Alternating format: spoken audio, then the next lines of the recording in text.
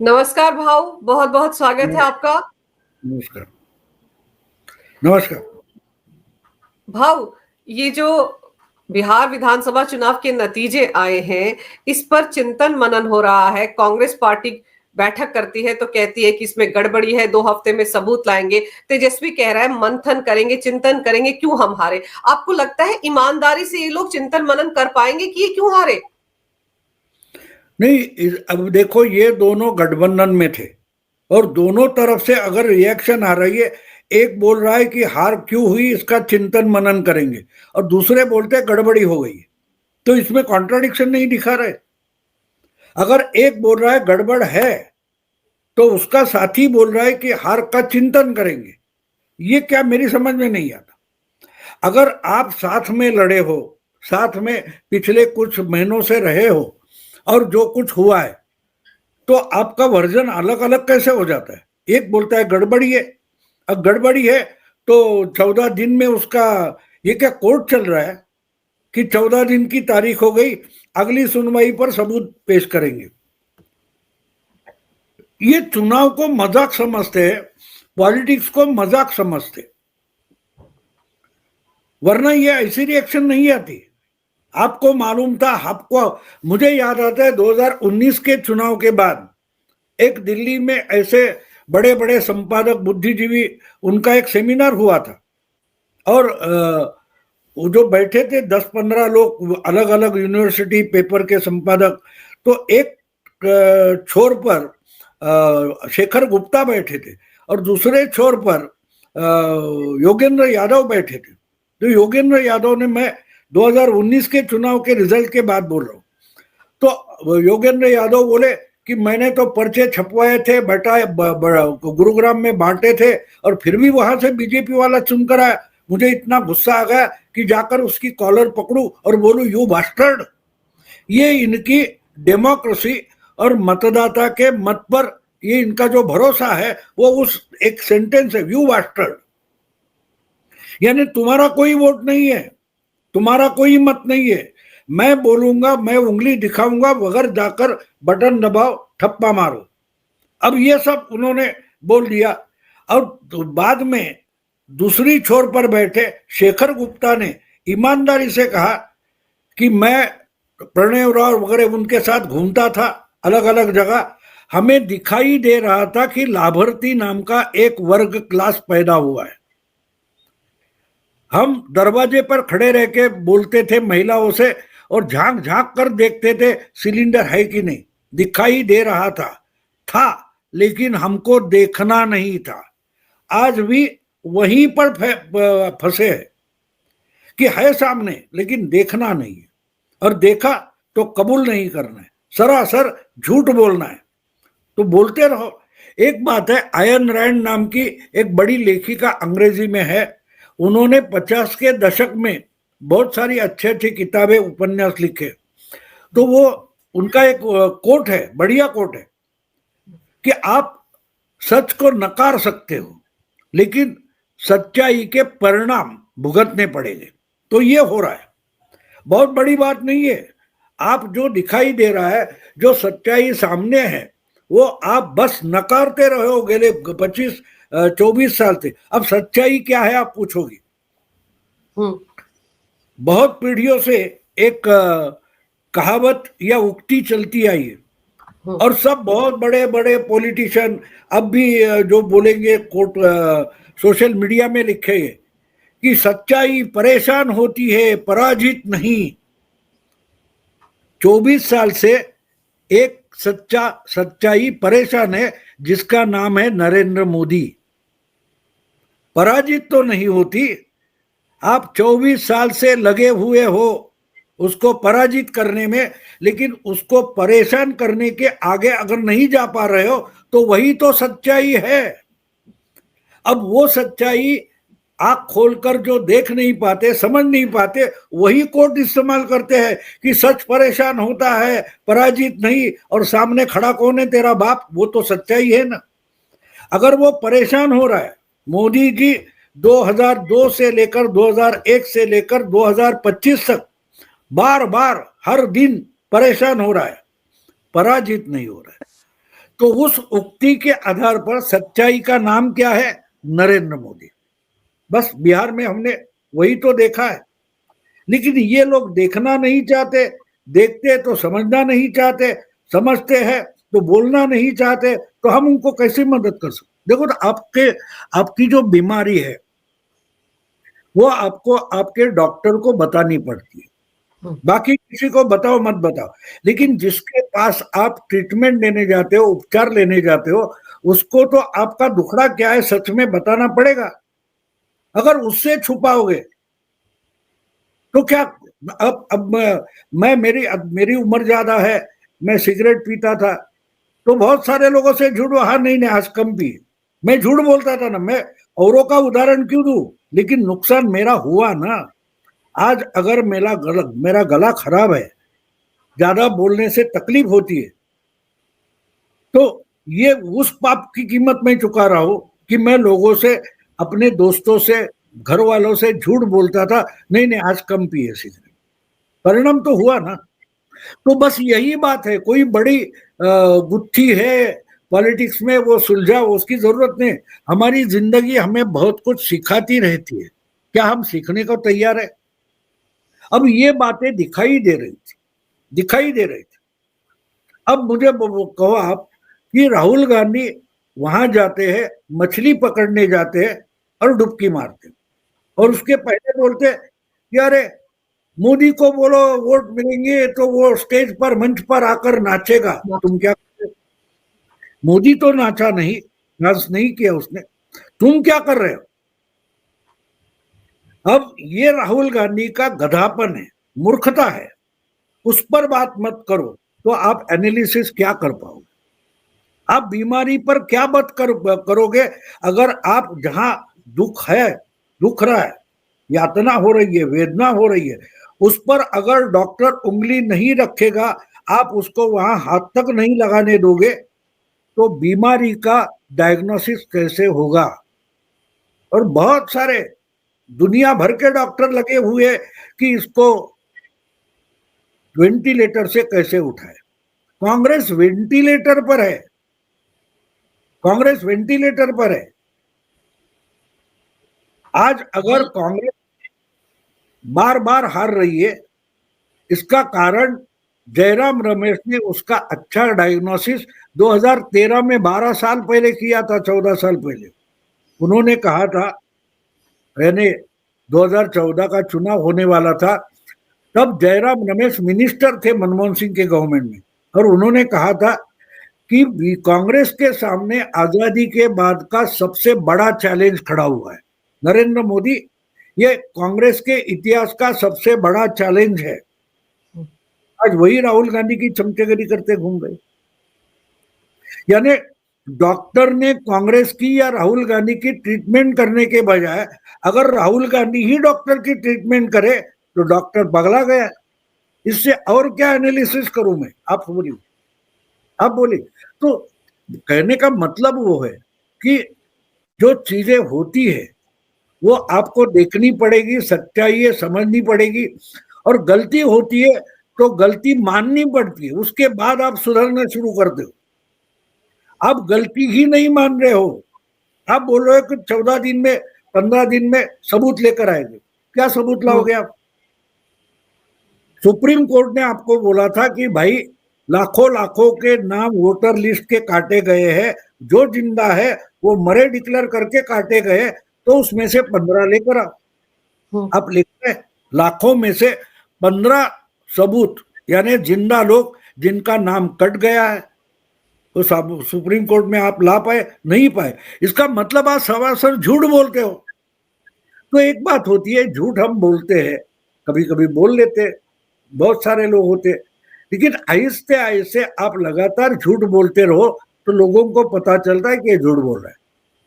आप पर लोग भरोसा नहीं करते, लेकिन सालों से अगर आप झूठ ही बोलते रहे तो आपको ही वो झूठ सच लगने लगता है और आप एक भ्रमजाल में फंस जाते हो। बिल्कुल कांग्रेस की हालत वही हो गई। ये हार और कुछ नहीं है, ये खुद समझ नहीं पा रहे, और इनको इनकी झूठ पर चादर डालने वाले जो मीडिया वाले थे जो बुद्धिजीवी थे वो अब फंस गए, उनको समझ में नहीं आ रहा है कि अब तो हम पर भी लोगों का भरोसा उठ गया। ये सुरमा हुआ करते थे, अलग अलग चैनल पर होते थे, संपादक होते के चैनल पर आके एनालाइज करते थे, ओपिनियन पोल लेते थे, आज उनका भरोसा कहाँ उड़ गया। आप मुझे बोलिए कि मैं तो घर में, मेरी उम्र हो गई है, मैं घर से बाहर अकेला तक नहीं निकल पाता। मैं एक जगह बैठकर जो कुछ खबरें सुनता हूँ, समझने की कोशिश करता हूँ, उस पर एनालिसिस करता हूँ। तो घर में बैठकर अगर मैं, बिहार कहाँ है, मैं मुंबई में, और मैं बोल रहा हूं कि 175 होगा। एक हफ्ते पहले जब एग्जिट पोल पर चर्चा में मैं पॉडकास्ट में था, तो मुझे जब पूछा, हमारे जो साथी थे, ओमकार चौधरी हो या पुंडीर हो या अभिषेक वगैरह, तो मैंने बोला था कि मैं 3 महीने पहले तो 150 बोल रहा था, लेकिन आज का मेरा आंकड़ा 175 है और वो शायद 200 तक जा सकता है। ये मैं मुंबई में बैठकर बिहार की बात कर रहा हूं। तो मैं कहां से कर रहा हूं? हवा में कर रहा हूं? बिल्कुल नहीं। मैंने 2014 का चुनाव प्रेडिक्ट किया था, 19 का किया था, 24 का किया था, बहुत सारे किए थे। अगर मेरे घर में बैठकर भी मेरे अंदाज 80-90% सही निकलते हैं और आप उसका सर्वे करके भी गलत होते हो, तो प्रॉब्लम आप हो, सर्वे गलत नहीं होता। आपने अगर गलत तरीके से आप गेहूं के बोरे में एक डालोगे और मुट्ठी भर अनाज निकालोगे और बोलेगे अरे ये चावल है, तो वो चावल नहीं हो जाता, क्योंकि आपने उस बोरे पर चावल लिखा है, इसलिए अंदर का गेहूं चावल नहीं होता। तो आप उसका अगर कोई चाइनीज राइस वगैरह बनाओगे, तो वो तो राइस बन नहीं कर सकता, क्योंकि वो चावल है ही नहीं। और बाद में बोलोगे कहीं तो गड़बड़ है, सबूत लाएंगे। यार कहां से सबूत लाओगे? पहले से गेहूं थे। राहुल गांधी गलतियां कर रहे थे, लगातार गलतियां कर रहे थे। और मैंने तो, मेरे वीडियो आप देखोगे तो मैंने तो 8-9 महीने पहले महाराष्ट्र के चुनाव के नतीजे आने के बाद मैंने एक वीडियो किया था, मराठी में भी किया था, हिंदी में भी किया था। जिनके साथ करता था उनको भी बताया था कि महाराष्ट्र में जिन्होंने इतना बड़ा सुनामी लाने में मदद की है, वो शपथ विधि तक नहीं रुके। उसमें जो कुछ लोग दिल्ली गए, कुछ लोग बिहार गए। तो आज जो परिणाम देख रहे हो ना, वो 8-9 महीने की मेहनत है, जो कभी भी प्रेस कॉन्फ्रेंस लेते नहीं और हम क्या कर रहे हैं बताते तक नहीं। भाव, अब तो ऐसी सी कहानियां जैसे आप बात कर रहे हो ना, ऐसी कहानियां तो अब वही पत्रकार कह रहे हैं जो कि ये कहते थे कि इस चुनाव में बड़ा नेक टू नेक फाइट है, बड़ी कांटे की टक्कर है एनडीए और महागठबंधन में। अब वही ये बता रहे हैं कि कैसे बीजेपी के दूसरे राज्यों के सांसदों ने वहां जाकर डेरा डाला, महीने महीने बैठकर वहां कन्वेंसिंग की। ये कहानियां बता रहे हैं उन्हीं के पत्रकार। तो पहले क्यों नहीं दिखाई दिया आपको? क्योंकि दिखाई दिया था, लेकिन छुपाना था। बात ये होती है ना, देखो एक समय होता है, हमारे बच्चा भी, तुम्हारा ही बच्चा बड़ा हो गया, शायद कॉलेज वगैरह जाता होगा। एक बात समझ लो कि जब ये 5-6 साल के, मेरी नाती ने 5 साल की है, उनको हम कुछ कहानियां बताते हैं क्योंकि उनकी समझ कम है। अब देखो मेरी नाती ने, उसको मेरे लैपटॉप पर हक बनता है उसका, वो दादागिरी करेगी, 2 बार तो कार्टून देखेगी, मैं दिखाता हूँ। लेकिन अभी तक उसको मैंने माउस समझाया नहीं है, तो बीच में ऐड आ जाता है, वो उड़ाना कैसा पता नहीं, तो मैंने वो छुपा के रखा है। तो आगे चलकर वो तो चलाएगी ना, उसके बाद भी मैं उसको माउस के बारे में नहीं बताऊंगा तो कोई बात नहीं, वो कहां से तो निकालेगी। तो आज अगर देश का वोटर जो है वो ज्ञानी हो चुका है, उसको बहुत बातें समझ में आती है। किसी भी को भी बच्चे को मैं देखता हूँ, कुछ बोलूं तो 1 मिनट में स्मार्टफोन पर जाके गूगल कर लेता है। जो मैं अभी एक बात बोल दूं, बीच में 6 महीने पहले की बात, में पुणे में एक प्रोग्राम में गया था, वहां मैंने भाषण में लोहिया जी का रेफरेंस दिया था, राम मनोहर लोहिया का, कि नेहरू ने बजट पेश किया था, नेहरू के पास उस वक्त फाइनेंस मिनिस्ट्री थी, तो उन्होंने बताया था कि देश के हर इंसान का पर कैपिटा इनकम 15 आना है हर दिन का। तो वही आंकड़े लेकर लोहिया जी ने सिर्फ 3 आने कैसा है। तो वो बड़ा चर्चित डिबेट था, 3 आना बनाम 15 आना। तो उसने एक जो था सुनने वाला, उसने निकाल कर मुझे दिखाया, आप बोल रहे थे, उसका रेफरेंस मिल गया, घर जाकर अच्छे से पढ़ूंगा कंप्यूटर पर। तो इतने जल्दी आपका सबूत चेक करने वाले बच्चे आज की जनरेशन है, उनको आप झूठ बोलकर कुछ भी भ्रमित करोगे तो आप भ्रमित हो, वो बच्चे भ्रमित नहीं है। वो सामने से अपमान नहीं करेंगे, लेकिन पीठ पर बोलेंगे बुढ़ा सठिया गया है, बोलेंगे। तो इनकी हालत ये हो गई। अब भी बोल रहे इसने ये किया, अरे उस वक्त दिखाई नहीं दे रहा था जब समय था गली कुचे में जाकर वोटर से कार्यकर्ता को मिलना था 2 महीने पहले। उस वक्त राहुल गांधी अगर पदयात्रा निकालते 14 दिन की और सब कार्यकर्ताओं को उधर बुला लेते हैं, तो गली कुचे में वोटर से मिलने जाएगा कौन? उनको आपने रोका है, बीजेपी ने नहीं रोका। आपके कार्यकर्ता थे, आपके फॉलोअर थे। तो आप बोले वो छोड़ दो, यहां आ जाओ, आज बहुत अच्छी वनडे खेलेंगे। तो वनडे खेलने में चुनाव का टाइम तो निकल गया, सीट का बंटवारा तक नहीं हुआ। और दूसरी तरफ अभी और एक बड़ा सब्जेक्ट है, मैं करूंगा कभी जब टाइम मिलेगा तो आपसे लोगों से ही बात करता रहा हूं। एक बिहार के चुनाव का सबसे बड़ा अगर अहम हिस्सा अगर क्या है, तो समय पर बिना झगड़े के एनडीए का सीट का बंटवारा हो गया। और जिसमें बटा गया तो ये लगा था इनमें झगड़ा चल रहा है, वो चल रहा है, खबरें झूठी दी जा रही थी कि चिराग नहीं मान रहा है, नीतीश बीजेपी की ये सीटें गिराएगा, बीजेपी इसकी सीटें कम करेगी। हर एनडीए के हर पार्टी की अच्छी सीटें आई, जो महाराष्ट्र में भी आई थी। तो सोचना जरूरी था कि बीजेपी की ताकत बढ़ी, लेकिन शिंदे की नहीं घटी, अजीत दादा की नहीं घटी। तो ऐसी का चमत्कार हो गया कि उनको समझाया गया कि ज्यादा 90 सीटें मांग रहे हो, चुनकर कितनी लाओगे? 20 लाओगे, 25 लाओगे? तो सीटें कम ले लो, 60 ले लो, और 60 में से 35 लाओ। 90 में से 25 लाने के बजाय 60 सीटें ले लो, 35 लाओ, संख्या तो एनडीए की बढ़ेगी। भैया तुम 85 ले लो, 100 मत मांगो, 80 ले लो, लेकिन 80 में से अगर 50 लाते हो तो एनडीए के बढ़ेगी। हम बीजेपी ज्यादा लड़ेगी और ज्यादा लाएगी। बीजेपी का एक भी डिपॉजिट महाराष्ट्र में नहीं गया। और मानता हूं, अभी मैंने आंकड़े देखे नहीं, लेकिन मैं मानता हूं कि बिहार में भी बीजेपी ने जितनी सीटें लड़ी है, स्ट्राइक रेट छोड़ो, एक भी डिपॉजिट नहीं गया। तो क्यों नहीं गया? अब आरजेडी के वोट परसेंटेज कम नहीं हुए, तो इतनी सीटें में फर्क क्यों हुआ है? इसका अगर आपको रेफरेंस चाहिए तो आप कर्नाटक दे सकते हो, पुराने चुनाव है, राजस्थान के देख सकते। राजस्थान में पिछले चुनाव में कांग्रेस का 1% ज्यादा वोट है, लेकिन सीटें कम हो गई।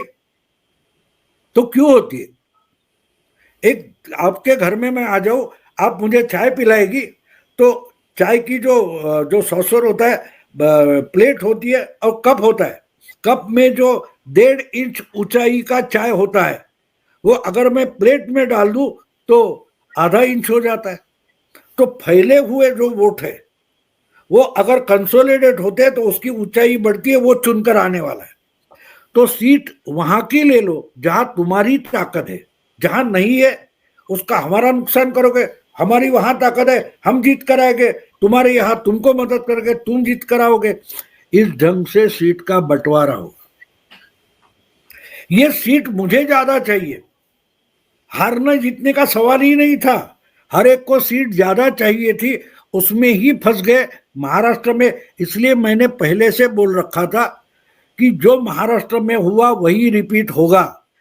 और एग्जिट पोल के बाद मुझे लगता है शायद पुंडीर ओमकार के साथ में बैठा था, तो मैंने बोला मैं बोल रहा हूं महाराष्ट्र रिपीट होगा।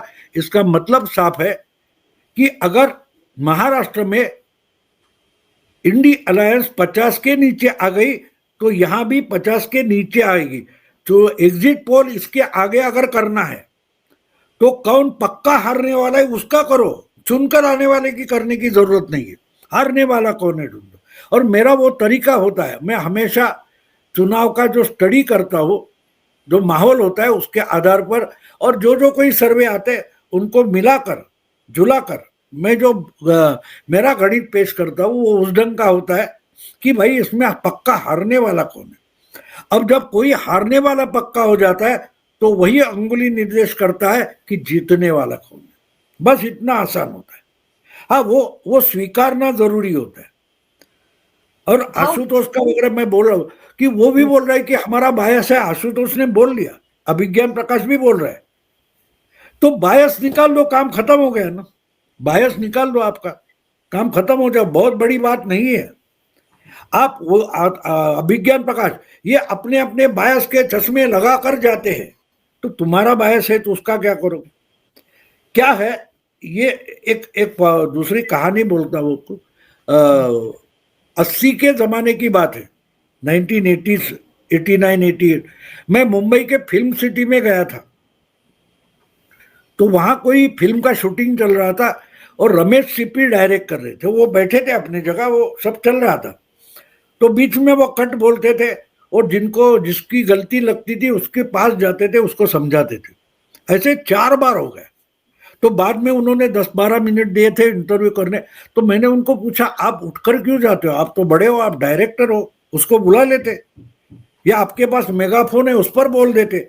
बोले नहीं, ह्यूमन साइकोलॉजी समझो। मैंने बोला क्या है। बोले मैं अगर उसकी गलती जाहिर से बोलूंगा, पब्लिकली बोलूंगा, तो बाकी लोगों का नेक्स्ट टाइम ध्यान उधर रहता है कि ये गलती करता है कि नहीं, और अपनी जगह गलती कर देते। तो ये ह्यूमन साइकोलॉजी है। दूसरा गलत है, मैं तो सही हूं। जो इंडिया अलायंस है उसमें सब लोग इतने ज्ञानी हैं कि वो अपने मित्र दल की गलती ढूंढते रहते और बीजेपी की या एनडीए की गलतियां ढूंढते रहते और खुद की गलती कर जाते। तो इसलिए उनकी हार पक्की थी, उन्होंने हारना ही तय किया था। वो कभी नहीं बोले कि हमको सरकार बनाने दो, नहीं, वो बोल रहे थे मोदी को हटाना है, नीतीश को हटाना है, तो भैया हटाओ। लोगों को अल्टरनेटिव होता है, आप ये पानी मत पियो, आप ये खाना मत खाओ, ये होटल गंदा है, तो भैया भूख लगे कहाँ पियो, कहाँ प्यास लगे कहाँ का पानी पियो, वो तो बताओ। नहीं, वो पानी की जरूरत नहीं, लेकिन ये मत पियो तो मैं मर जाऊंगा, भाड़ में गई। जो मुझे प्यास लगने के समय जो जल मिलता है वो गंगा जल से भी पवित्र होता है, क्योंकि मुझे जिंदा रखता है। बाद में 2 साल के बाद कभी गंगा में जाऊंगा, लेकिन आज मुझे जिंदा रहना चाहिए। ये आम आदमी की सोच रहती है। वो अगर सोचोगे तो वोट कैसे बनते हैं, मत कैसा बनता है, वोटर किस ढंग से वोटिंग करता है, वो समझ में आएगा। भाव, आपको लगता है कि कांग्रेस गोल गोल घूम रही है? वहां पर समस्या राहुल गांधी के लॉन्च को लेकर है, कितनी बार लॉन्च किया है, अभी भी गड़बड़ी ढूंढ रहे हैं, क्योंकि राहुल गांधी वोट चोरी का एक जुमला दे चुके हैं, इसीलिए गड़बड़ी की बात कर रहे हैं। और यहां तक कह रहे हैं कि 90% स्ट्राइक रेट बीजेपी को कैसे मिल गया, हमें तो 1984 में भी नहीं मिला था। इस तरह की बातें कर रहे हैं। वो गलती वहां कर रहे हैं कि बीजेपी ने 243 सीटें नहीं लड़ी थी। बीजेपी ने जीत सकते हैं उसी सीट पर उम्मीदवार खड़े किए थे। नीतीश ने जहां जीत सकते वहां सीट लड़ाई थी और दोनों ने मिलकर लड़ाई थी। तो इनके वोट उनको ट्रांसफर हो गए, उनके उनको ट्रांसफर हो गए। वो सीट पर अड़े नहीं बैठे थे कि ज्यादा से ज्यादा सीटें। तेजस्वी ने 100 कुछ 42 वगैरह 47 सीटें लड़ी, क्या बीजेपी उतनी लड़ी? तो स्ट्राइक रेट आएगा कहां से? अगर तेजस्वी मान लो जहां ताकत थी वहीं पर लड़ते तो ज्यादा स्ट्राइक रेट लाते। तो स्ट्राइक रेट वगैरह ये देखो, ये यहां फंस जाते, बहाने ढूंढने में ही इनकी ताकत और दिमाग खर्च हो जाता है। सच्चाई ढूंढो, हमने काम नहीं किया है, मेरा नाम डिक्लेयर करो, इसके लिए उद्धव भी अड़ा बैठा था, तेजस्वी भी अड़ा बैठा था। अरे भाड़ में जाए चीफ मिनिस्टरशिप, पहले चुनकर आओ, उसके बाद चीफ मिनिस्टर होता है। पहले वोटर लाओ, पहले वोटर लाओ। घर बनाना है तो घर बनाने के लिए जो सामान चाहिए वो तो लाना पड़ेगा ना, वो तो लाना पड़ेगा। फिर लकड़ी का बनाओ, लकड़ी लेके आओ, ईंट का बनाना है ईंट का लाओ। लेकिन बात ये होती है ना, सिर्फ सपने बुनते रहते, उसके लिए मेहनत करनी पड़ती है, उसका तो पता नहीं। मेहनत तो हम करेंगे नहीं। और इन्होंने एक बात की है, एक कमेंटेटर पर ज्यादा भरोसा करते हैं। कमेंट्री में बैठे, कमेंट्री बॉक्स में बैठे हुए जो ज्ञानी लोग हैं वो बोलते हैं वहां से राहुल आएगा, वहां से तेजस्वी आएगा, ऐसी बॉलिंग होगी, ऐसी कैच उड़ेगी, ऐसी। कोई कमेंट्री से कैच उड़ा नहीं सकता। टीम वर्क होता है। टीम वर्क का मतलब क्या होता है कि ओमकार जी ने अच्छी बॉलिंग डाली थी, कैच उड़ी थी, लेकिन भाऊ बोला विकेट तो ओमकार के नाम पर लगेगी तो मैं क्यों कैच लूं। इस ढंग से जब गठबंधन बनते हैं तो वो हारते ही। कैच मैं लूंगा, कितनी भी कसरत करके लूंगा, लेकिन विकेट तो ओमकार के नाम पर लगने वाली है ना, तो उतना तो कोऑपरेशन भाऊ को करना पड़ेगा, तब टीम जीतती है, और उसको टीम वर्क बोलते हैं। ये एक दूसरे के गले काटने पर लगे हैं तो कैसे जीतेंगे। तो स्ट्राइक भाव रेट वगैरह ये सब शब्द निकाले जाते हैं, उससे खेला जाता है। और राहुल गांधी कांग्रेस से और अपोजिशन पॉलिटिक्स से बच्चे जैसे खेल रहे हैं। तो खिलौना टूटता है तो बच्चे को दुख नहीं होता ना। जो बाप हो या माँ हो जिन्होंने मेहनत की कमाई से वो 500,000 का खिलौना लाया है, उनको दुख होता है, बच्चे को कहाँ दुख होता है। कांग्रेस राहुल गांधी ने बनाई नहीं है, और उसको अगर खिलौने के तरीके से आपने पेश किए तो मैं उसको भी दोष नहीं देता। मैं आज मेरी उम्र ये है, मुझे याद है जब मैं तीसरी या चौथी में था तो हमारे घर में जो रेडियो था, उस वक्त तो रेडियो भी घर में रहना बहुत महंगी चीज होती थी। तो वो रेडियो का बटन मेरे हाथ से टूट गया था। मेरे पिताजी ने इतना पीटा था कि आज भी मैं जो स्मार्टफोन वगैरह पैसे से खरीदता हो, कमाता हो, लेकिन वो भी वहां यहाँ हाथ लगाओ तो गड़बड़ हो जाएगी, इसका डर दिमाग में है। कमाकर मेरा है, मेरी मेहनत है, टूट जाए तो टूट जाए, मैं दूसरा ले लूंगा, ये अरोगेंस नहीं है। उस चीज की भी कोई इज्जत होती है। खिलौना भी हो तो खिलौने की या कोई चीज की कोई इज्जत होती है। राहुल गांधी खुद की इज्जत नहीं है, किसी चीज की इज्जत नहीं करते, वो कांग्रेस की और वोटर की इज्जत क्या करेंगे। जाते जाते हम रास्ते से निकल रहे, कहीं एक घर है, उसके कंपाउंड के बाहर एक फूल का पेड़ है, उसका कुछ फूल आया है, पत्ता आया है, हम जाते जाते तोड़ देते। ये जो साइकोलॉजी है ना, वो राहुल गांधी की साइकोलॉजी। पेड़ तो आपने लगाया नहीं, फूल तोड़ लेते हो, पत्ता तोड़ लेते हो, नुकसान करोगे, काम तो नहीं करोगे। बस वो राहुल गांधी आप समझ लो, तो कांग्रेस की हालत आपको समझ में आती है। जो बनाया नहीं वो भी तोड़ सकते।